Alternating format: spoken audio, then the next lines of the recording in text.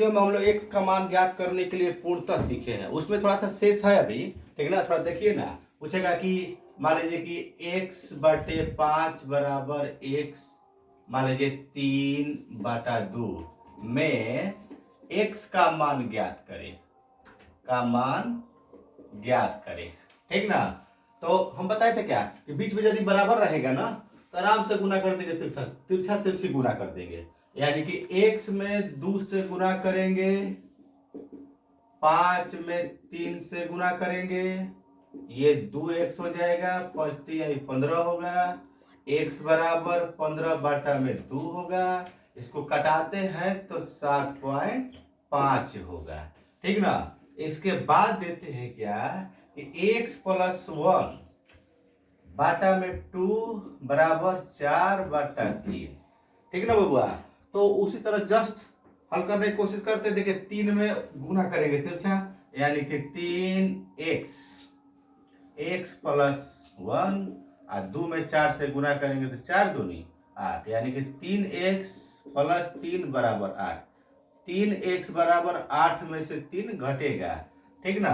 तो क्या लिखेंगे, यानी कि 3x बराबर 8 में से 3 गया तो 5, x बराबर 5/3 छोड़ देंगे तेरे पर, ठीक ना। आप देखिए बबुआ, इन सभी बताने के बाद हमें ज्ञात क्या होगा तुम लोग के देखने पर। तुम लोग कैलकुलेशन में दिक्कत है लग रहा है, कैलकुलेशन थोड़ा सा बताना पड़ेगा क्या हो। अच्छा इसके बाद देखते हैं, थोड़ा सा इसको लिखिए, ठीक ना। तब कैलकुलेशन के चक्कर में थोड़ा पढ़ते हैं। देखिए थोड़ा कैलकुलेशन भी सिखा देते हैं तुम लोग के, ठीक ना।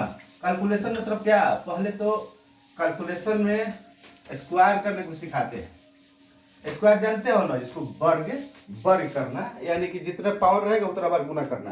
यानी कि मान लीजिए पूछ देगा कि 2 के वर्ग पूछेगा तो सब कुछ जानता है, यानी कि 2 × 2 यानी कितना होगा, 4 होगा। देखिए 1 से लेकर के 10 तक तो लगभग सभी लोग को याद रहता है।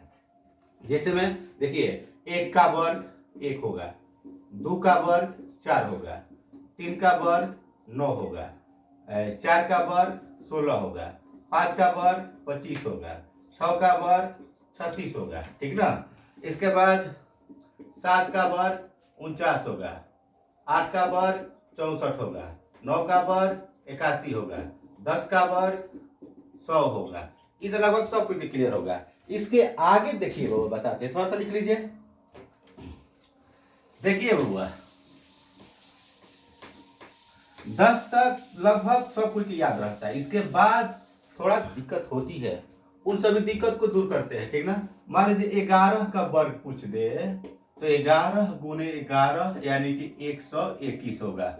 ये हमको याद है ना, 121 हम डायरेक्ट लिख दिए, ठीक ना। इसके बाद 12 का वर्ग यानी 12 × 12 बराबर 144 होता है। दिक्कत हो रहा है ना, देखिए इसको दूर करते हैं हम। देखो ध्यान से देखिए, मान लीजिए 11 का वर्ग मतलब क्या, 11 में 11 से गुना, 12 में 12 से गुना, 13 में 13 से गुना, 14 में 14 से गुना, 15 में 15 से गुना, 16 में 16 से गुना, ठीक, 17 में 17 से गुना, 18 में 18 से गुना, 19 में 19 से गुना, ठीक। इसके बाद 20 में 20 से गुना, इतना सिखा देते हैं। देखिए ये बैंक के तैयारी में रटवाया जाता है कि सबका वर्ग रट जाओ, रटना नहीं है, खाली देखना है। देखो ध्यान से देखो, यहाँ पर हम लोग 11 में 11 से गुना यहाँ देख चुके हैं कि 121 होगा। देखते हैं 121 कैसे आ रहा है, और 12 में 12 से गुना किया है तो 144 आएगा। यहाँ भी 144 आना चाहिए, ध्यान से देखना। बस देखिए सबसे पहले हम ये इस साइड में 1 में 1 से गुना करते हैं। क्या करेंगे, 1 में 1 से गुना करते हैं। 1 में 1 से गुना करेंगे तो 1 होगा, क्लियर। नीचे क्या है, 11 है, 11 में इसको जोड़ देंगे, 11 को एगो 12 गो। देखिए 121 आ गया ना। इसी तरह जस्ट इसको देखते हैं, 2 दूनी 4, 12 गो और 2 गो 14 गो, आ गया कि नहीं। इसी तरह तितिरी के 9, 13 गो और 3 गो 16 गो। अब देखिए 4 चौके 16 की 6 हर्ष लगा 1, और 14 गो 4 गो 18 गो, एक हर्षिन 9 19 गो। क्लियर हुआ कि ना हो। फिर से देखते हैं, 5 5 25 की 5 हर्षि लगा 2, और 15 गो 5 गो 20 गो और 2 गो 22 गो। अब तो लोग के ध्यान आ गया होगा। फिर से देखो 6 में 6 से गुना करोगे तो 36 होगा ना, 36 के 6 लिखते हैं। और 16 गो 6 गो 22 गो, 22 गो 3 गो 25 गो, 256 होता है कि नहीं।